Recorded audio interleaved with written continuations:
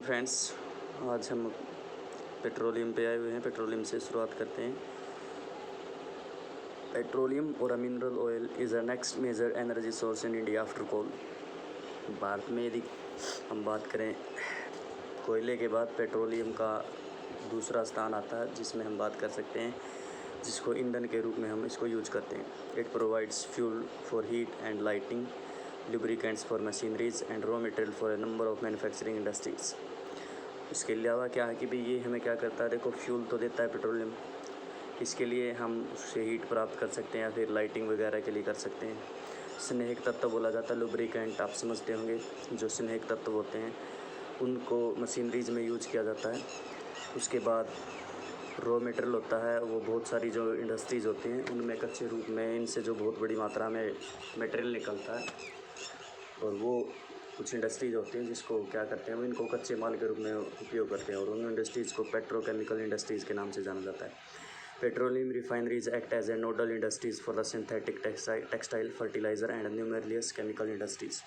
यही बात है, जो पेट्रोलियम होता है एक नोडल इंडस्ट्रीज़ का काम करता है। नोडल का मतलब आप समझते हैं, एक बिल्कुल केंद्रीय बिंदु कह सकते हैं आप, उसका कार्य करता है, जिसमें क्या बहुत ही अनगिनत कह सकते हैं केमिकल इंडस्ट्रीज़ हो सकती हैं। सिंथेटिक टेक्सटाइल के लिए क्या है, वो कच्चे माल के रूप में उपयोग होते हैं। और मैंने जैसे बताया कि भी इस प्रकार के जो जैसे पेट्रोल निकालते हैं तो उसको कच्चे रूप में निकालते हैं, फिर उसको शुद्ध करने के लिए क्या रिफाइनरीज में लेके जाया जाता है। वहीं आसपास के क्षेत्र में कहीं ना कहीं आपको रिफाइनरी ज़रूर मिलेंगी, ऐसा नहीं कि भी दूर नहीं मिलेंगी, लेकिन मोस्टली आपको उसके आसपास मिलेंगी। वहीं से उसको शुद्ध कर लिया जाता है। जब उसको शुद्ध किया जाता है तो उसके अंदर से बहुत सारे मटेरियल निकलते हैं, और उन मटेरियल का जो उपयोग होता है वो अन्य प्रकार की इंडस्ट्रीज़ हम उपयोग करते हैं, और उन्हीं इंडस्ट्रीज़ को क्या है पेट्रोकेमिकल इंडस्ट्रीज़ के नाम से बोला जाना जाता है। जिसमें हम कह सकते हैं जैसे रबड़ इंडस्ट्रीज़ आती है, कुछ सिंथेटिक जैसे टेक्सटाइल की बात की है, लुब्रिकेंट इसके अंदर से निकलता है, उसको हम यूज कर सकते हैं। या उर्वरकों के लिए क्या है, कच्चा माल इनमें प्राप्त होता है। तो इसमें बोला जाता है, जैसे कि आपने सुना होगा इनके बारे में, क्या बताऊँ इनके, अरे ये जैसे वो साइंस में दिखाते हैं ना आपको, इस प्रकार से वो जोड़ा जोड़ा होता है, इस प्रकार से वो जोड़ के दिखाते हैं। उसको बोलते तो है कि इंग्लिश में एक शब्द आता है, कुछ इस प्रकार का मटेरियल निकलता है, मतलब एक बहुलक बोला जाता है उसको, बहुलक हिंदी में, इंग्लिश का मुझे याद नहीं आ रहा शब्द, तो वो यूज किए जाते हैं। तो वो सारे सारे पेट्रोकेमिकल इंडस्ट्रीज़ के ऊपर बेस होते हैं। Most of the petroleum occurrence in India are associated with the anticline and the fault traps in the rocks formation of the tertiary age। जो हमारी अधिकांश यदि हम बात करें पेट्रोलियम का जो उत्पाद हमारे यहाँ पर जो मिलता है, वो सारा का सारा कहाँ पर, टर्सरी युग की जो हमारी जो युग की सेल हैं, तो उसके अंदर क्या है, एंटिक्लाइन या फिर फॉल्ट ट्रैप के अंदर मिलता है। एंटिक्लाइन का मतलब होता है अपनति को एक फ़ॉल्ट होते हैं। आपने सुना होगा कि भी जो चट्टानों के ऊपर दबाव और प्रेशर लगने की वजह से क्या है, कई बार वो ऊपर की तरफ उठ जाती है, और इस प्रकार से मोड़ आ जाता है चट्टानों के अंदर। जो ऊपर वाला भाग होता है उसको एंटिक्लाइन, और नीचे वाले को सिंटक्लाइन के नाम से जाना जाता है। अपनति इसको अभिनति और एक अभिनति के नाम से जाना जाता है भाई, ठीक है। अब मैंने ऊपर होता है इसलिए इसको याद रखना, ऊपर वाला पोर्शन अपनति और नीचे वाला अभिनति के नाम से जाना जाता है। एक होता है भ्रंश ट्रैप के अंदर, ये आपको जमावड़ा देखने को मिलता है, वहाँ पर जमा हो जाता है। तो इसमें क्या होता है, भ्रंश ट्रैप का मतलब क्या होता है, जो हमारी इम्पेरिएबल रॉक्स होती हैं और लेयर होती हैं, जिसमें आप कह सकते हैं सरंदर और असरंदर इनको हिंदी बोला जाता है, जिसमें से क्या है, कोई मटेरियल हमारा जैसे तरल पदार्थ उससे के अंदर से गुजर सकता, तो वो आप समझते हैं वो सरंदर हैं, और अगर नहीं गुजर सकता तो असरंदर होता है। तो इस प्रकार से जब ये जो लेयर होती हैं, एक लेयर सरंदर की और ऐसा सरंदर की होती हैं, तो ये जब वो फॉल्ट होता है ऊपर नीचे की तरफ शिफ्ट होता है, ये एक साइड में जमा हो जाते हैं, तो उसको फॉल्ट ट्रैप का नाम जाना जाता है, फॉल्ट ट्रैप के नाम से जाना जाता है। तो वहाँ पर आपको ये मिलते हुए देखने को मिलेंगे भाई, तो साथ में उनका जमाव वहीं पर हो जाता है। In region of folding anticlines और domes it occur where oil is trapped in the crest of the uphold. ये वही बात है जो मैंने आपको बताया कि भी जो वलन होता है, फोल्ड जब आता है, जो ऊपर वाला भाग होता है तो ऊपर की ओर शिफ्ट हो जाता है, और यहाँ पर ये क्या हो जाता है, डिपॉजिट होना साइड शुरू हो जाता है यहाँ पर। चाहे आप उसको क्या कह सकते हैं कि भी फोल्डिंग हो सकती है, एंड फोल्डिंग का एक पार्ट होता है अपना, तीस ने सीधा लिख रखा डोम्स। डोम्स का मतलब ये आप समझते हैं गुबंद, यानी कि ऊपर वाला हिस्सा होता है। या अपहोल्ड ऊपर वाले हिस्से के अंदर। The oil bearing layer is a pores limestone और सैंडस्टोन थ्रू विच ऑयल में फ्लो। देखो ये सबसे पहले तो एक लेयर मिलेगी जो पोर्स होगी, सरंदर होगी, जिसके अंदर से निकल जाए, यानी कि तेल आपका निकल सकता है। वो आपका क्या हो सकता है, जैसे लाइमस्टोन सैंडस्टोन होता है, उसके अंदर से आप जो हमारा क्या है पार कर सकता है तेल। और the oil is prevented from the rising or sinking by intervening non porous layer. और उसके नीचे आपको देखने को मिलेगा नॉन पोरस, आपको क्या देखने को मिलेगी, एक लेयर देखने को मिलेगी। इसके ऊपर यहाँ पर जैसे तेल का जमाव हो गया, यहाँ पर आपको दूसरी जो लेयर देखने को मिलेगी जो पोरस आपको रॉक्स देखने को मिलेगी। तो ये जो नीचे वाली पोरस रॉक्स होती है तो इसको नीचे की ओर शिफ्ट नहीं होने जाती, और जबकि ये ऊपर वाली पोरस जो हमारा जो होता है, यहाँ से जो है मिनरल्स जो हमारा पेट्रोलियम ऊपर की ओर शिफ्ट हो सकता है, वहाँ से हम इसको निकाल सकते हैं भाई। ये प्रक्रिया होती है। Petroleum is also found in the fault trap between porous and non porous rocks. Gas being lighter usually occurs above the oils. ये मैं आपको बता चुका हूँ आपको कि भी जो फॉल्ट ट्रैप होता है, फॉल्ट ट्रैप का मतलब ये होता है जो पोर्स और नॉन पोर्स रॉक्स होती हैं उसके बीच में ये जमा हो जाता है, उसको फॉल्ट ट्रैप के नाम से जाना जाता है। गैस जो होती है वो आपको कहाँ पर मिलेगी, ऑयल के ऊपर देखने को मिलेगी, क्योंकि हल्की होती है इसलिए क्या ऊपर की ओर देखने को मिलेगी। उसके बाद यदि हम बात करें about 63% of the India's petroleum produce is from the Mumbai high. ये आपका मोस्ट इंपॉर्टेंट पॉइंट है कि भी लगभग 63% के आसपास हमारा मुंबई हाई स्थान है जहाँ से हम पेट्रोलियम निकालते हैं। पेट्रोलियम लगभग वहीं से निकाला जाता है। 18% from Gujarat and 16% from the Assam. उसके बाद 18% गुजरात से, 16% हमारा असम से निकाला जाता है। From the map locate on 3 major offshore plates of the western India. तो कोई भी 3 अक्षेत्र आपने देखने हैं, चिन्हित करने जो अब तटीय क्षेत्र के अंदर आपको देखने को मिलेगा। उसके बाद यदि हम बात करें, Ankleshwar is the most important field of Gujarat. Gujarat के अंदर अंकलेश्वर क्षेत्र है, सबसे महत्वपूर्ण क्षेत्र मिलता है। उसके बाद असम के अंदर oldest oil production state of India mark कर लेना 1 नंबर का। सबसे पहले हमारे यहाँ पर तेल असम में निकाला गया था। Digboi, Naharkatiya and Moran Hugrijan are the important oil sealed in the states. उसके बाद यदि हम बात करें, डिगबोई है, नहर काटिया है, मोरन है, हुगरी रजन है, इसके अंदर प्रमुख तेल उत्पादक क्षेत्र देखने को मिलेंगे। इसके अलावा एक और जो मुझे गुजरात का नाम याद आ रहा है, एक और सबसे इम्पोर्टेंट चीज़ है जो उल्लूनेज क्षेत्र है, वहाँ पर एक और बहुत ही इम्पोर्टेंट क्षेत्र आपको देखने को मिलेगा भी। इसी के साथ साथ नेचुरल गैस कोई प्रमुख विशेषता नहीं है, सेम प्रक्रियाएं हैं जहाँ से आप पेट्रोलियम निकाल रहे हैं वहीं से आपको क्या अभी हमने जैसे बताई ये लाइटर होती है, इसलिए क्या है पेट्रोलियम के ऊपर ही आपको देखने को मिलेगी भाई। Natural gas is an important clean energy resource found in associated with और विदाउट ए पेट्रोलियम। दोनों तरीके से पा सकती है कि मोस्टली क्या है पेट्रोलियम के साथ पाई जाती है, लेकिन उसके अलावा भी आप पा सकती है, और एक स्वस्थ ऊर्जा का संसाधन हमारे लिए भी। It is use as a source of energy as well as a industrial raw material in the petrochemical industries. इसका जो उपयोग है हम 2 तरीके से कर सकते हैं। एक तो हम सीधे तौर पर हमारे ईंधन के रूप में इसको प्रयोग कर सकते हैं। इसके अलावा क्या औद्योगिक क्षेत्र के अंदर जो हमारे पेट्रोकेमिकल इंडस्ट्रीज़ होती हैं वो खासकर क्या है इसको क्या करते हैं कच्चे माल के रूप में इसको उपयोग करते हैं भाई। Natural gas is considered an environment friendly fuel because of low carbon dioxide emission and is therefore the fuel of the present century। उसके बाद यदि हम बात करें इसके अंदर जो हम बात करते हैं इसको पर्यावरण की एक क्या बोलेंगे, पर्यावरण अनुकूलन बोला जाएगा, इसको मित्र कह सकते हैं आप, इसको बोला जाता है, क्योंकि इसके द्वारा क्या जो कार्बन डाइऑक्साइड गैस होती है उसका जो है इमिशन या छोड़ती जो है कम छोड़ती है। इसी वजह से क्या इसको प्रकृति के लिए क्या है माना जाता है अभी, अच्छा माना जाता है अभी। और इसको क्या है वर्तमान शताब्दी का इसको ईंधन भी कहते हैं। एक और लाइन है याद कर लेना इसको। Large reserves of natural gas have been discovered in the Krishna Godavari basin along the west coast of the reserve of the Mumbai High and allowed fields are supplemented by the finds in the Gulf of Cambay, Andaman and Nicobar Island are also important areas having large reserve of the natural gas। उसके बाद यदि हम बात करें हमारा जो कृष्णा और गोदावरी का जो है बेसिन है उसके अंदर विशाल भंडार आपको देखने को मिलेंगे।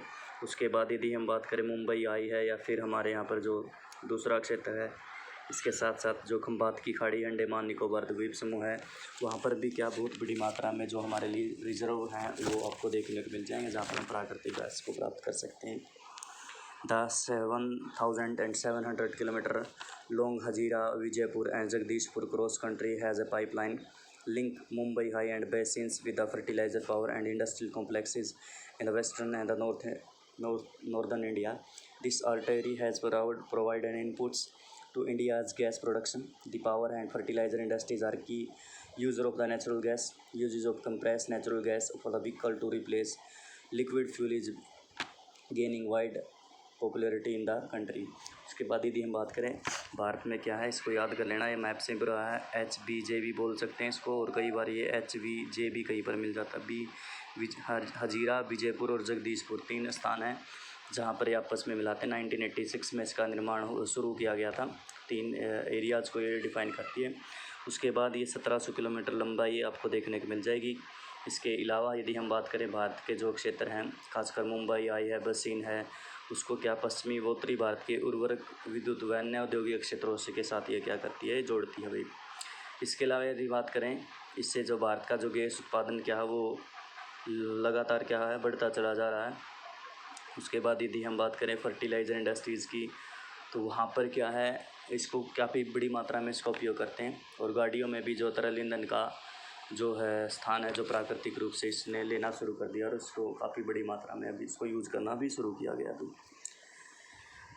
उसके बाद हम बात करते हैं इलेक्ट्रिसिटी की। Electricity has such a wide range of application in today's world that it is press per capita consumption is considerable as index of development. यदि हम बात करें आधुनिक समय में, यदि विद्युत की बात करें, इलेक्ट्रिसिटी जो हम यूज़ करें बहुत ही बड़ी मात्रा में पूरे विश्व के अंदर उपयोग की जाती है। और यदि हम मानते हैं, यदि पर कैपिटा कंजप्शन, यदि एक व्यक्ति जितना ज़्यादा विश्व के अंदर एक व्यक्ति के हिस्से में वो ज़्यादा खपत यूज होती चली जा रही है, यदि हम किसी भी देश का इंडेक्स निकालते तो हम मानते हैं कि भी वो अच्छी बात है कि वहाँ पर कि वो क्या विकसित देशों की कैटेगरी के अंदर हम उसको मान सकते हैं। Electricity generated mainly in the 2 ways, bye running water which drive hydro turbines to generate hydroelectricity, and by burning other fuels such as coal, petroleum and natural gas to drive turbine to produce thermal power. Once generated the electricity is exactly the same.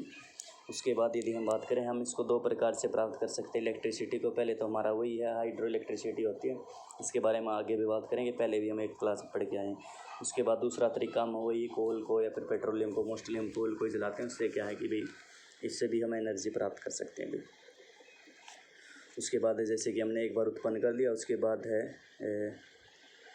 और उसके बाद same ही रहेगी, इसके कोई मतलब क्या इसके shape में कोई परिवर्तन नहीं आता भाई। Hydroelectricity is generated by the fast flowing waters which is renewable resources. India has a number of multi-purpose projects like the Bhakra Nangal Damodar Valley Corporation, the Kapoli Hydel project, extra producing hydroelectricity. उसके बाद यदि हम बात करें पूरे भारत की यदि हम बात करें तो आप सभी जानते हैं, सभी जगह भारत की नहीं पूरे विश्व की यदि हम बात करें हाइड्रो इलेक्ट्रिसिटी सभी जो हमारे बांध बनाकर उसको समझते हैं। मैं बताना नहीं चाहता, मल्टीपर्पज़ प्रोजेक्ट हम पहले बात कर चुके हैं इसके बारे में। तो उससे क्या है इलेक्ट्रिसिटी क्रिएट की जा सकती है। भाखड़ा नांगल बांध आपको सभी को पता है, सतलुज नदी के ऊपर हमारा हिमाचल प्रदेश के अंदर। भाखड़ा अलग से और नांगल हमारे जो 2 डैम हम माने जाते हैं, 2 डैम अलग अलग से। DVC मैंने आपको पहले बताया था, ये हमारी क्या है दामोदर वैली कॉरपोरेशन है, टेनेसी वैली कॉरपोरेशन बिल्कुल एज इट इज़ कॉपी की हुई है। उसके बाद ये दामोदर नदी के ऊपर आप सभी को पता है। उसके बाद है कोपेली हाइडल प्रोजेक्ट तीसरे नंबर पर, ये भी हमारा कोपेली नदी के ऊपर है और असम के अंदर मिलेगा। दामोदर आप सभी को पता ही होगा, झारखंड के अंदर आपको देखने को मिलेगा। Thermal electricity generated by using the coal, petroleum and natural gas. The thermal power station use non renewable fossil fuels for generating electricity. There are over 310 thermal power plants in India. यदि हम thermal power बात करें, ये भी आपसे ज़रूर पूछेंगे, map में एक पर्सन आता है 1 नंबर का, तो उसमें पेट्रोलियम है, कोयला है, जैसे हमने बात की है, प्राकृतिक गैस का उपयोग करते हैं। ये सारे के सारे क्या है यूज करते हैं, नॉन रिन्यूएबल रिसोर्सेज का उपयोग करते हैं मोस्टली। और भारत के अंदर 310 के आसपास क्या थर्मल पावर प्लांट आपको देखने को मिलेगा। उसके बाद इम्पोर्टेंट है आपके लिए 1 नंबर का पर्सन यहाँ से ज़रूर पूछा जाएगा, अभी आपसे मैप के अंदर भरवाया जाता है ये। थर्मल के बाद कहाँ पे गया बस, how it's possible nuclear atomic energy.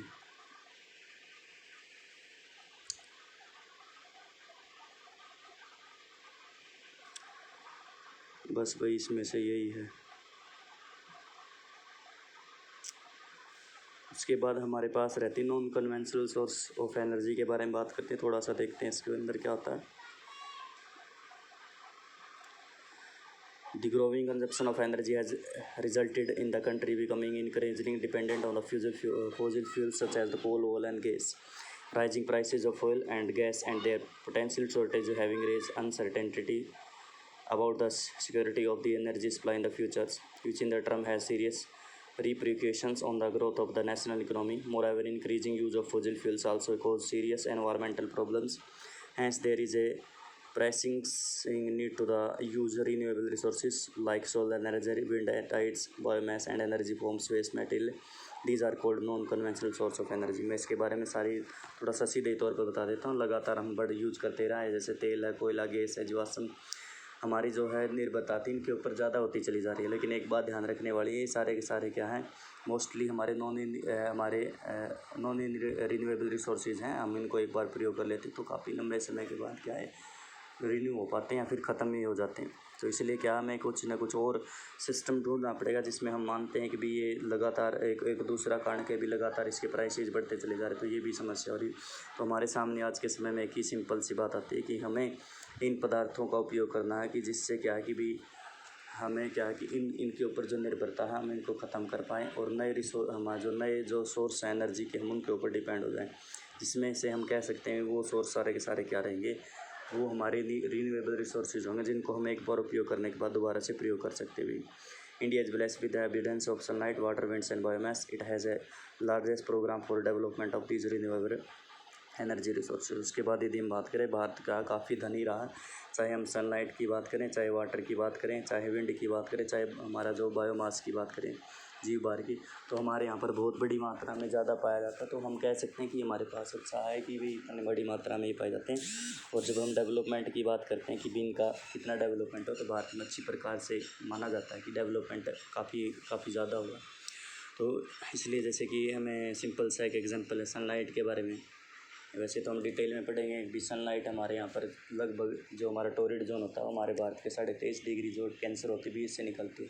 तो हमें क्या बहुत बड़ी मात्रा में हीट प्राप्त हो रही है। विंड हमारी कोस्टल एरियाज़ के अंदर 7516.6 किलोमीटर का एरियाज़ है, वहाँ से काफ़ी स्पीड से चल रही है। चाहे हम वाटर की बात करें कि बहुत बड़ी नदियाँ, हमारे यहाँ से नदियाँ भी काफ़ी बड़ी मात्रा में निकल रही हैं। और हमारे यहाँ पर जो जीव होते हैं, खासकर जो हमारे पालतू पशु होते हैं, उनका वेस्ट मटेरियल भी हमारे यहाँ पर, जैसे पशु वगैरह की बात करें, भेड़ बकरियाँ, वो भी हमारे यहाँ पर बहुत बड़ी मात्रा में पाए। तो हमारे यहाँ पर कोई कमी तो है नहीं बिल्कुल भी। तो इसको भी हम एनर्जी के रूप में उपयोग कर सकते हैं। और हमारे लिए एक विशेषता रहेगी कि भी ये क्या है, सारे क्या मिलेंगे आपको, रिन्यूएबल रिसोर्सेज मिलेंगे अभी।